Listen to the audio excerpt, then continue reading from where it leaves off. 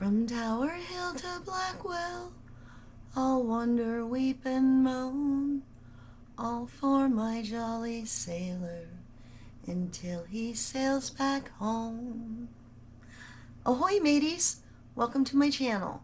Today is January 30th, 2026, 3:19 a.m. Pirate Time. Welcome to Rogue Mother Rising. Today we're going to go over an article that popped up on Facebook for me as soon as I got home from my trip to the high seas. We didn't go out on the high seas. We were on land, but we were right there at the beach, and I'm hoping to have some real ocean videos of my own in the background of my ship. If not on this video, a video coming up soon. I'm going to work on it. So anyways, do you like my new ship? I'm working on a new design, building ships. And yeah, so here we are, the article. Okay, this was from January 29th, 2026 at 1:38 p.m.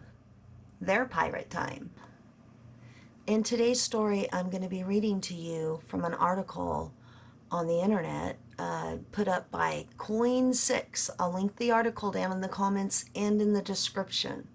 Disabled care facility employee arrested for allegedly twerking in front of patients. Ooh. Panama City, Florida. Panama City, Florida. An employee at a disabled adult care facility in Panama City, Florida, was arrested on Tuesday for allegedly twerking in front of disabled patients. According to court documents, on January 15th, the Panama City Police Department received a tip regarding possible abuse and exploitation of disabled adults. Authorities reported that a video they received showed 4 women dancing in a sexually explicit manner known as twerking inside the facility in front of disabled patients. It was reported in the court documents that one woman in the video was seen making physical contact with a patient by placing her breast in the face and also on one leg of the patient while twerking. Over at the strip club that they take the disabled clients to here, they have lots of ass in the face. I read that on one of the care providers' Facebook posts that they were over there beaming about going with their clients on. Authorities said Jocelyn Janice Hart, 29, who was an employee at the time of the incident, can be seen in the video dancing on a sink and twerking on a table where at least 2 disabled patients were sitting. Hart was not seen in the video making direct physical contact with any of the patients. However, she is allegedly seen witnessing the other female continuously make physical contact with a patient while Hart danced and twerked near the faces of 2 disabled patients. It was reported that Hart did not report the physical contact with a patient that another employee made. Authorities said the patients in the video appear to be nonverbal, informed, and incapable of providing consent. Hart was charged with lewd and lascivious exhibition of an elderly or disabled person and failure to report abuse and neglect of a vulnerable adult. Well. Authorities said the patients in the video appeared to be nonverbal, infirm, and incapable of providing consent. When I called the ombudsman, I'm going to put the clip in here, I asked, what about the nonverbal clients? I was told they can push them away and fight them off, and hopefully the care provider will get the message. So here's the thing, is that in Oregon, like every state has different laws, right? Mm-hmm. And in Oregon, love it or hate it, Oregon is pretty progressive in the legal rights of people in Oregon. And even people living with disabilities right to choose that. This is actually something that I deal with in my area quite often, is even legal guardians wanting to make sure that their adult disabled children are not going to the strip club. And that is something that violates their rights. And Well, I know that they can go. I'm not saying that. I'm not saying they can't go to a strip club. I'm saying that people that are paid with Medicaid dollars shouldn't be getting paid to take them to strip clubs. well, that's the thing. Like if it's the client's preferred activity, Mm-hmm. then can get paid to take them there. Just like they can get paid to take them to the mall or the zoo or anything like that. Oregon treats it as the same thing. Oh. Because though, um, you know, even though there's this stereotype of people, adult people with disabilities, having the mentality of a child, Oregon law still recognizes the person as a legal adult once they turn 18, able Mm-hmm. to for themselves. So even Mm-hmm. under guardianship law is even very specific to allowing the person under guardianship the Mm-hmm. maximum to be able to make choices for themselves. Mm-hmm. So it's not something that can be restricted unless the person says, I don't want to be a part of this. They forced me to go. Well, that's a different story, right? Now, okay, yeah, I understand that, but what about the clients that actually can't talk? So the clients that are nonverbal, I would hope that the DSPs are listening to their nonverbal communication. I've seen it where some people will refuse to get out of the car or be hitting and kicking and not cooperative of going into places, or they will sometimes have their own unique form of sign language if they don't know, like, a Uh-huh. regular, and they will Mm-hmm. communicate different ways that they're unhappy, they don't want to be there. Mm-hmm. So there's a variety of different ways that nonverbal people will communicate that they don't want to be somewhere, right? And Yeah. Mm-hmm. would hope. So I would hope that too, but how does that keep them safe? How does that actually keep them safe? How does hope keep them safe? How does what? Hope.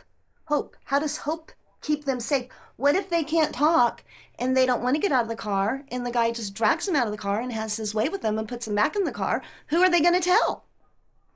Well, that's a different story. I would think that that's something that would need to be reported to abuse if the Yeah, person. that's what I'm saying. If the people that are paid to protect them, they're not going to report it. Where is the true protection for people that do have a mind of a child? I keep hearing this, they don't have a mind of a child.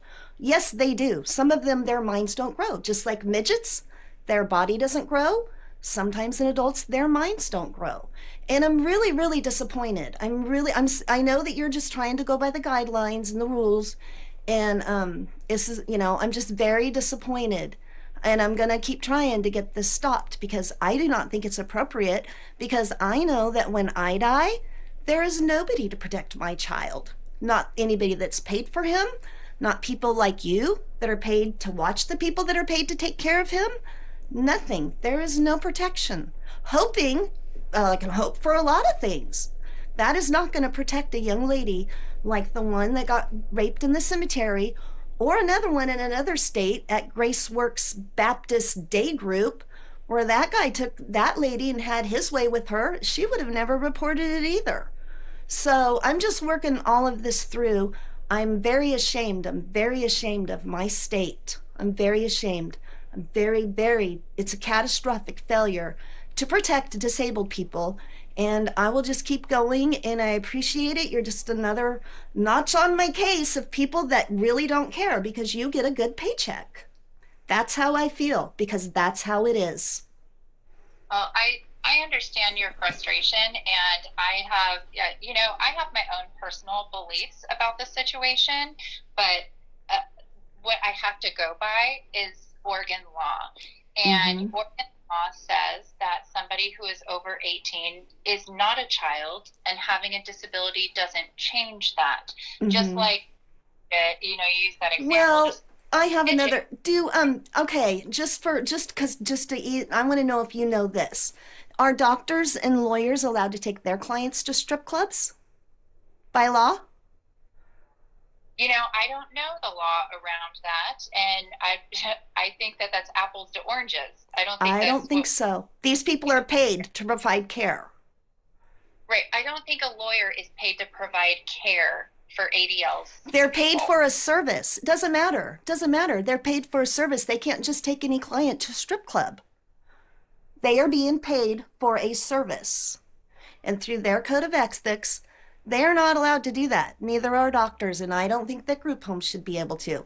And I hope that you really think about this and start researching it now and realize that this really, really needs to change. It really does. Well, if it's helpful to you, I can email you some of the links to Oregon's current law on individual rights with Yes, yes, disability. That way you can see, and in your own advocacy of how you would like to see reform in the state of Oregon, you can take that information and do with it as you will. perfect, My, perfect. yeah, so I mean, I can provide you with resident rights, and disability, people's rights under, guardianship and having. So that's your video for today. It'll be up later. I'm going to find a nice ocean video for behind it. Hopefully, like I say, might not work for this video, but it's a plan of mine. And yeah, twerking. Arrested for twerking. Yet here in Oregon, day groups and group homes for intellectually, developmentally disabled adults can go to strip clubs on your taxpayers' dime. State approved. I have all the proof in my videos. Please go watch some of my other videos and subscribe because I plan on getting this stopped one way or the other. Squeaky wheel gets the grease. I've learned that in my life.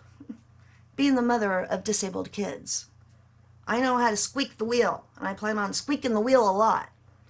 Thanks for coming to my video, sailing on the high seas with me, and I'll see you on the next voyage.